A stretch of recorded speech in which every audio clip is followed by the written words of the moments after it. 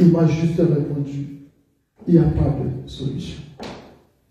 Mais aujourd'hui, nous connaissons, il y a plusieurs religions. Plusieurs religions, on se dit peut-être qu'ils craignent Dieu. Mais maintenant, pour accéder à la vie éternelle, il faut passer que par Jésus. Que par Jésus. Et les autres, ils vont faire comment? C'est la question que je me pose tous les jours. On voit, il y a d'autres églises, ils sont nombreux, de milliers de personnes, ils vont prier. Mais s'ils n'ont pas Jésus, comment ils vont faire?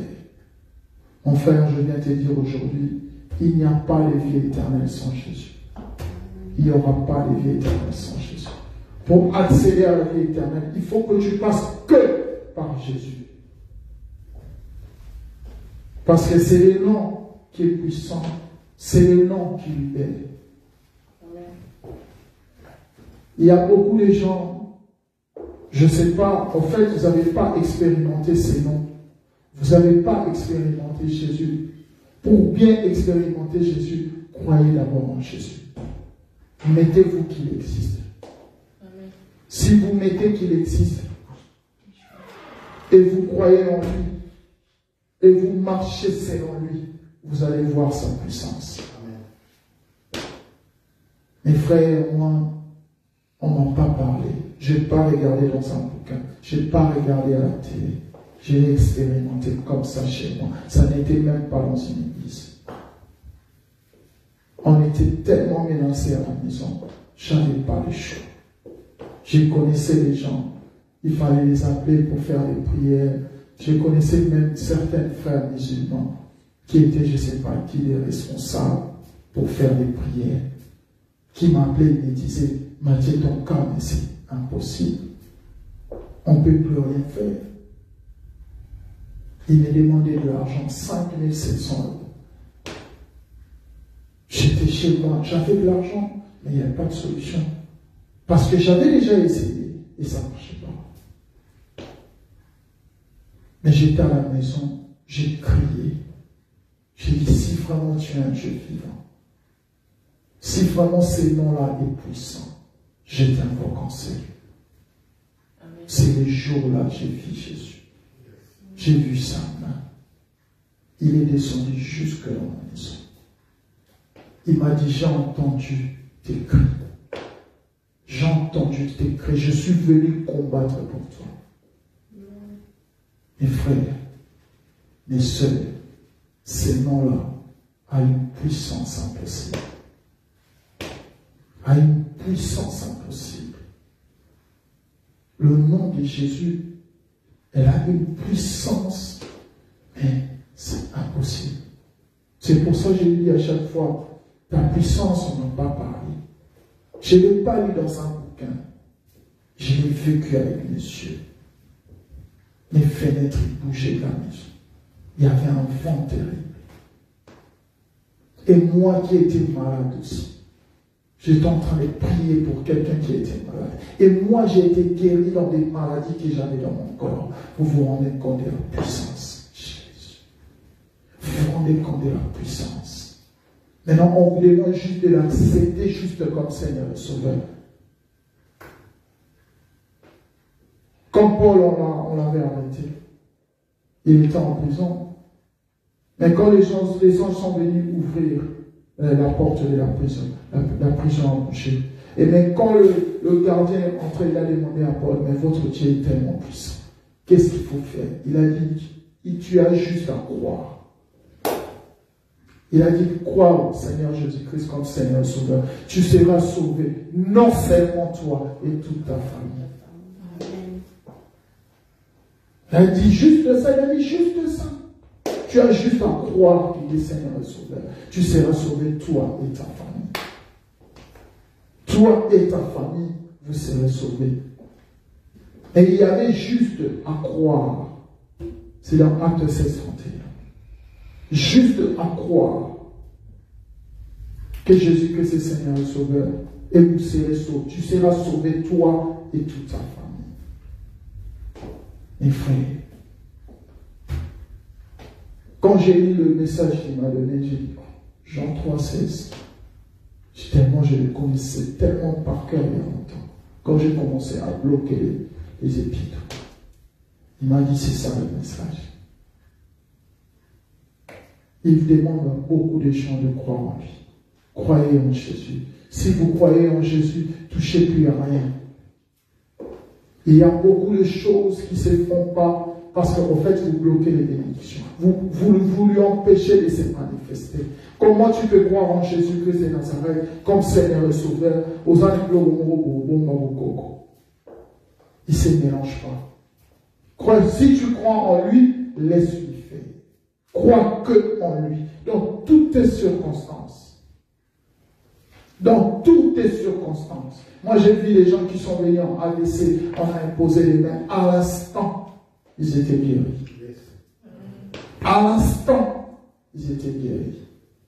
J'ai vu, nous sommes partis à l'hôpital, on nous disait, on ne voyait pas la maladie. Mais il y a une personne qui souffrait, qui criait, qui pleurait.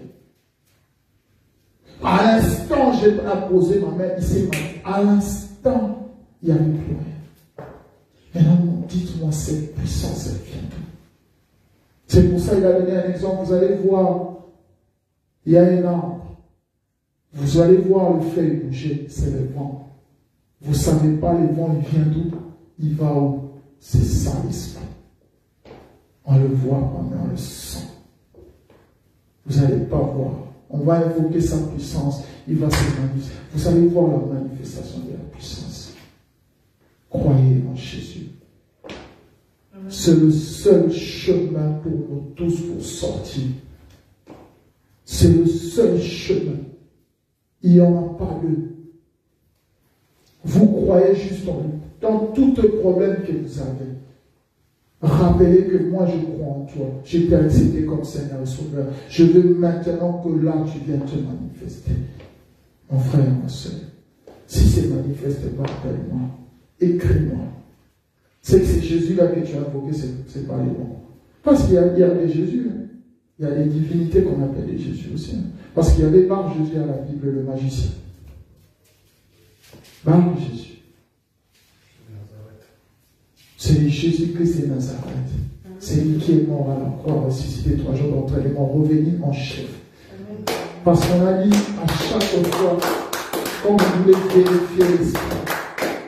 vérifier l'esprit, il faut savoir c'est quel esprit, c'est quel Jésus.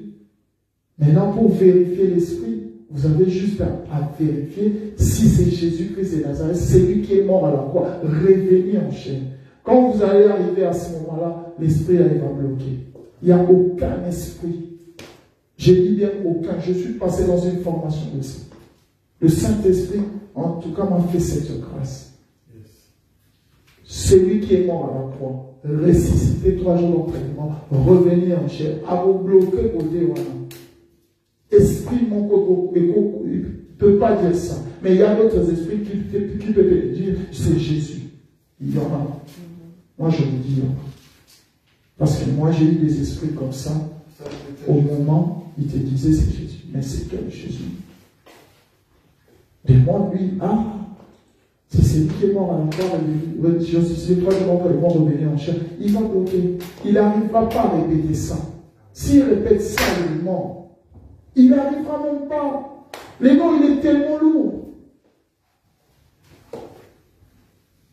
Quand il est mort à la croix, quand il était mort, avant de ressusciter le 3e jour, il est parti au séjour des morts, libérer les gens. Dans la mort de Jésus, nous a libérés.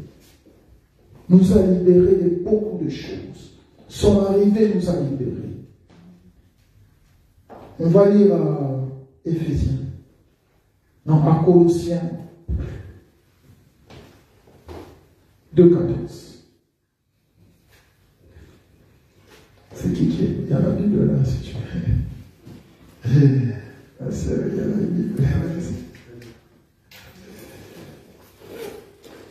Colossiens 2,14.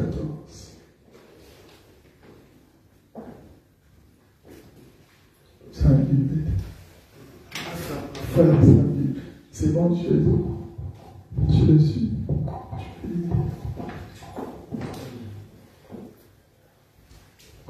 Colossiens 2,14. Je lis au nom de Jésus-Christ de Nazareth. Amen. Il a effacé l'acte rédigé contre nous, qui nous condamnait par ses prescriptions, et il a annulé en le clouant à la croix.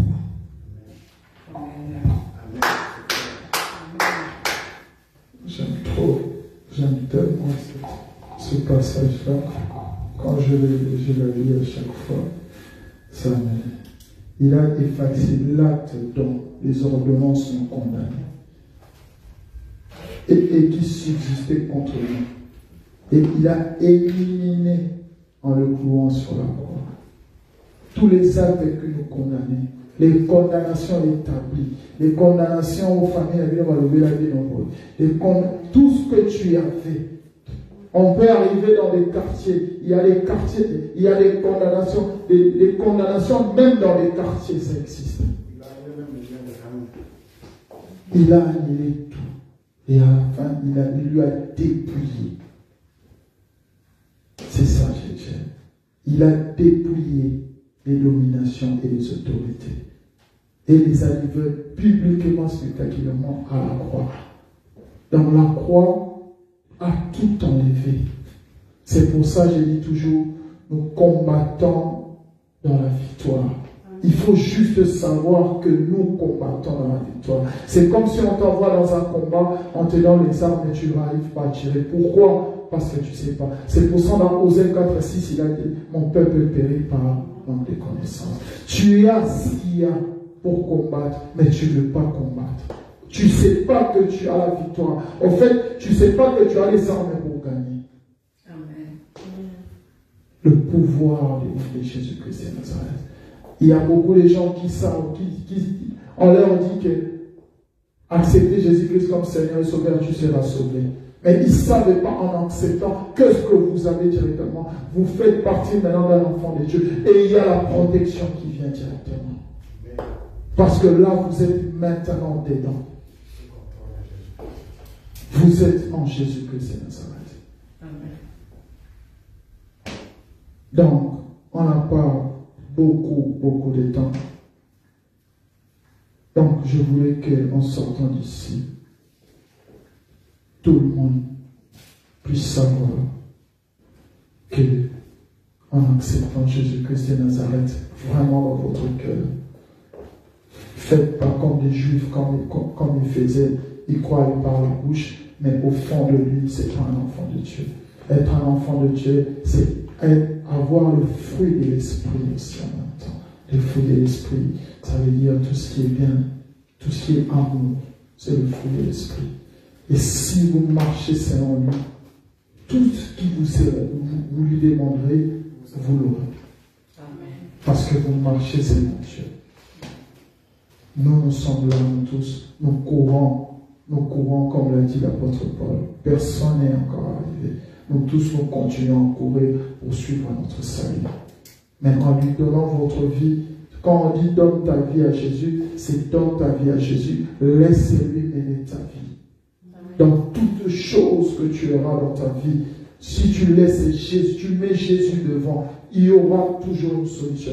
Même pas aujourd'hui, même pas demain, après-demain, il y aura toujours une solution. C'est pour ça que la semaine passée, j'avais dit, il y a la promesse, mais il y a la persévérance. On ne peut pas parler de la promesse sans la persévérance. Donc, quand nous sommes déjà en Christ, nous avons déjà la victoire. Amen. Mais il faut juste persévérer. Donc, toutes choses, on ne paniquera pas. Les gens qui paniquent, c'est les païens. Ils n'ont pas de solution. Nous, on a déjà une solution. Pourquoi nous allons paniquer? Donc, toutes choses qu'on va trouver devant nos vies, on a déjà une solution, c'est Jésus. Amen. Jésus déjà est notre solution.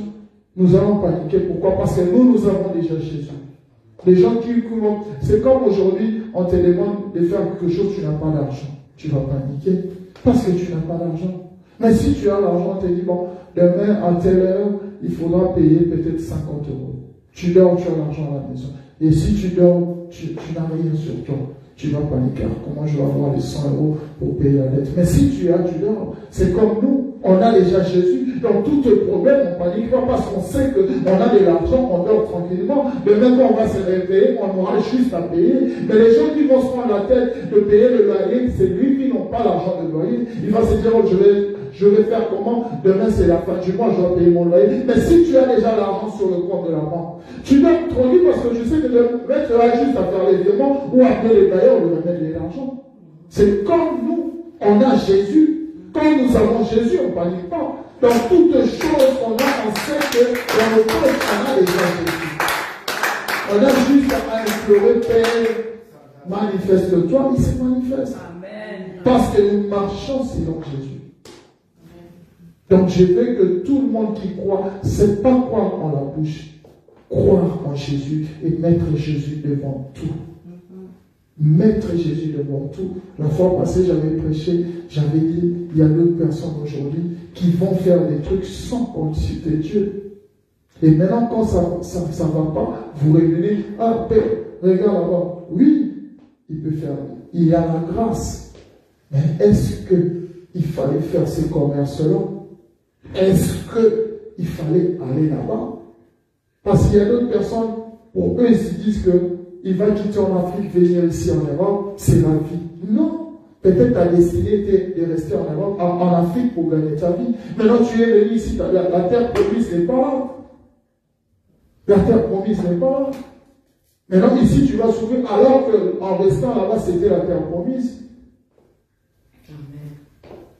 C'est comme il a dit à Abraham, sors, pars. Parce qu'ici, il n'y a rien. Pars, je te dirai ça devant. Il fallait sortir parce que la terre promise, elle n'était pas là, elle était de l'autre côté. En faisant toutes choses, mettant Dieu devant. Et croyant que ce Dieu-là existe, et croyant que ce Dieu-là agit. Amen. Il y a 2 semaines, je disais à ma femme, ah, mais ce Dieu-là est bizarre. J'ai dormi, c'était mon heure de prière, en fait j'étais allongé. C'était mon heure de prière parce que j'ai fait des frappes de prière. Des fois, je prie à 18h. Après, je prie à 21h, 1 heure de prière. J'ai dit, ah, Père, là maintenant, c'est mon heure de prière. Aide-moi à me lever. J'ai juste fait la main. Je n'ai pas compris, je t'ai dit. J'ai dit, waouh. Pourquoi? C'est croire. C'est la croyance. C'est pour ça que j'ai dit aux gens, beaucoup de gens, si vous voyez témoigner des choses, ils diront que peut-être ces choses que je suis en train de dire, je les invente ou pour impressionner les gens. Non. Ce sont des choses qui se font dans ma vie. Je lui dis à chaque fois, ma croyance doit être une folie pour les gens. Et ma croyance, c'est une folie. Amen. Parce que ce que tu as fait dans ma vie, dans ma maison, pas ailleurs, dans ma maison, c'est de la folie. Si j'explique aux gens, j'ai parlé même à d'autres pasteurs, ils me disent, ne dis pas à d'autres personnes. Ils vont se dire que peut-être tu essayes un peu d'en faire trop. Alors c'est ce que tu as fait vraiment réellement dans ma vie. Si je vous parle de cet Dieu, si je vous parle de cette croyance, parce que ce qu'il a fait en moi, c'est plus que même la croyance. Je suis au-dessus de ça. Croyez en ce Dieu. Donnez-lui sa vie, c'est marcher selon lui. Pour qu'il agisse dans votre vie, marchez selon lui.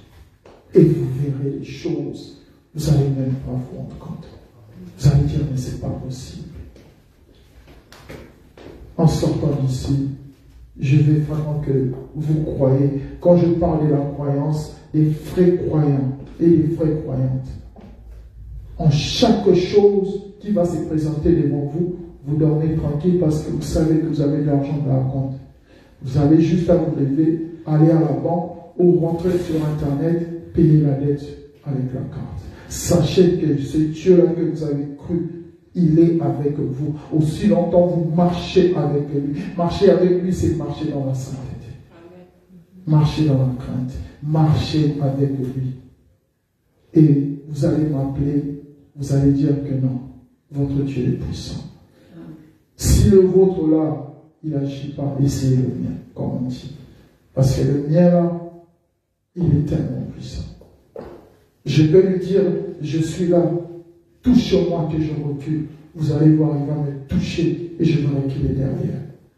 Parce qu'il a fait ça. Une fois on priait avec ma femme, il disait, si tu es là, manifeste-toi. J'ai dit, Père, touche-la. On lui a bousculé, elle est tombée là, elle ne croyait pas. Ce Dieu-là existe. Quand vous lui cherchez avec sainteté, quand vous lui cherchez, vous marchez sur lui, il va agir. Mais il faut juste croire en lui. Quand on dit croire, savoir qu'il est là. Il est là juste à côté de toi. Dans toutes choses, il va trouver une solution. Et il va combattre pour vous. Si vous croyez en Jésus, tous les combats, parce que quand vous venez en Jésus, dites-vous que vous avez déclaré la guerre avec l'ennemi. Parce que vous êtes maintenant venus en Jésus-Christ et Nazareth. Parce qu'aujourd'hui, quand nous vivons, nous savons que nous avons une vie bien. Non. L'ennemi nous fait croire que nous avons une vie bien. Mais cette vie-là, ce n'est pas celle-là qu'on devait avoir. Il nous fait comprendre ça pour qu'il nous rende distraits et ne pas suivre Jésus. Mais quand vous suivez Jésus, votre destinée, vous avez là votre destinée qui est très bien pour vous dans votre vie déjà. La destinée, elle est là. En plus, vous êtes protégé. Parce que lui, il vous endort. Un jour comme ça, vous allez vous réveiller. Vous avez tout ça là qui est bloqué. Vous avez des maladies des foie. Vous avez des maladies bizarres. 40 ans, 45 ans, vous êtes éteint. 50 ans, vous avez les 52 ans, vous êtes éteint. Mais avec Christ, votre vie est bien. Moi, aujourd'hui, j'avais des maladies bizarres. J'ai eu la maladie de la gastrique à l'âge de 14 ans. Ma mère, le jour où on lui a dit que votre enfant souffre de l'estomac à 13 ans, je crois. Elle a pleuré, elle a dit 13 ans. Il souffre de l'estomac à 13 ans, 14 ans. Mais c'est pas possible. Il m'a demandé qu'est-ce qu'il y a. J'ai dit, c'est quoi la maladie? Je ne connaissais même pas cette maladie. Mais si je vous dis que depuis l'âge de 13 ans, Jésus m'a guéri cette année-là. En commençant à prier. Je priais sur quelqu'un, il m'a sorti ça. J'avais des problèmes de dos intenses. J'ai même arrêté les transports à cause de ça. J'étais en train de prier pour les vivants. Je me suis senti très... je me priais comme ça, il y a eu. Waouh, je ne croyais pas. Pourquoi la croyance? Il est venu sur terre pour nous. Il est mort pour nous sauver, pour nous donner la vie éternelle. Adam et Ève ont rentré les péchés et la mort. Jésus a su rebondir ça par la grâce. Amen. Donc, il nous a sortis de la mort, il nous a donné la vie éternelle et la grâce. Donc, lui, il a rentré et Jésus a sorti. C'est pour ça que j'ai dit deux fois en passant, il y a des choses, vous avez Dieu avec vous, mais vous vous amusez. Si vous la perdez, pour la retrouver encore, des fois, c'est pas facile. Parce que quand Adam et Ève, ils sont venus, tout ce qu'ils ont fait, regardez depuis que Adam et Ève ils avaient mangé le fruit interdit. Jusqu'à l'arrivée de Jésus, ça fait combien de temps? En plus, il est arrivé, il fallait qu'on attende 30 ans. Son ministère de 3 ans pour pouvoir être sauvé. Regardez tout ce temps-là. Des fois, quand vous avez quelque chose, une bénédiction cardiaque, si vous la perdez maintenant pour la récupérer, ça devient compliqué. C'est un moment où vous avez de l'argent. Il y avait des signes qui vous disent sécurisez votre argent. Sécurisez votre argent. Sécurisez votre vie avec Christ. Mais vous dites, genre, vous êtes occupé. Mais après, quand vous les perdez, vous allez prier peut-être 20 ans, vous ne l'avez pas jusqu'à ce que vous allez mourir. Pourquoi? Parce que vous n'avez pas écouté, vous n'avez pas sécurisé. Amen. Donc, le message qu'il m'avait donné, c'était venir pour vous dire, vous parlez des Jean 3,16, qui avait envoyé son Fils. Il est venu nous sauver. Il nous a sortis de tout ce qu'on avait, des dominations qu'on avait. Il nous a sortis des lois établies. Il y a des lois établies que personne ne pouvait les sortir. Il a condamné, il a dépouillé en triomphant sur la croix. Donc, sans l'arrivée de Jésus, moi et toi, aujourd'hui, on ne serait pas comme ça. Amen. Les gens doivent savoir que c'est son arrivée qui nous a sauvés, qui nous a sortis de là où on était. Et sans Jésus, il n'y a pas de vie éternelle. Il n'y a qu'un seul chemin, il n'y en a pas deux. Il y a deux chemins. Il y a le chemin de la vie et le chemin de la chair. Comme on dit, la chair et l'esprit. Mais le chemin de la vie, elle est toute petite. À chaque fois quand je regarde ça, je dis, oh, elle est petite le chemin. C'est un petit chemin, il y a juste la lumière. C'est le chemin qu'on va prendre. Mais l'autre là, elle est tellement vaste que je regarde, mais c'est pas possible. Elle est tellement grande que les gens sont en train de passer. Mais le vrai chemin, elle est toute petite le chemin. Maintenant, pour avoir ce chemin-là, il y a le discernement, il y a le sacrifice. Il faut croire en Jésus. Il faut persévérer en Christ. Parce qu'il a dit, en persévérant, en résistant au diable, c'est là qu'il va s'éloigner de vous. Vous êtes en Christ, persévérez. Et parce que le diable est très persévérant. Il va persévérer. Quand il voit que vous aussi, vous n'arrêtez pas de persévérer en Christ, à un moment, il va vous lâcher, il va partir. Pourquoi? Parce qu'il a dit que vous êtes aussi persévérant. Quand vous persévérez, c'est la croyance. Quand il y a la croyance, vous persévérez. Il y a le Saint-Esprit qui est avec vous. Il vous aide à combattre. Mais quand vous ne croyez pas, parce que je dis et je répète, il y a croire en Jésus et croire en Jésus. Vous pouvez croire par la bouche. Non, il faut croire dans le cœur. Quand vous croyez dans le cœur, c'est là où il y a la puissance. C'est là où il agit dans votre vie. Amen. Nous allons